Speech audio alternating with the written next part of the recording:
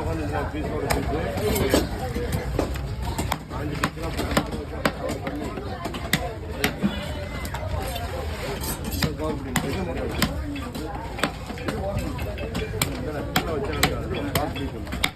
அது ஒரு கவரு 7 7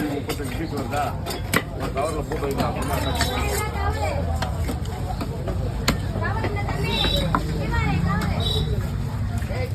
அந்த காலத்துக்கு வர மாட்டேன்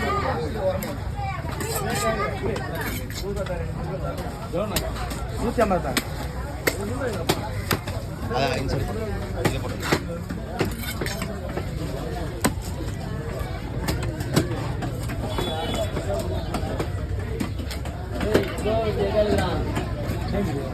எவ்வளோ 100 வாங்கிட்டேன் 50 ரூபா இருக்குமா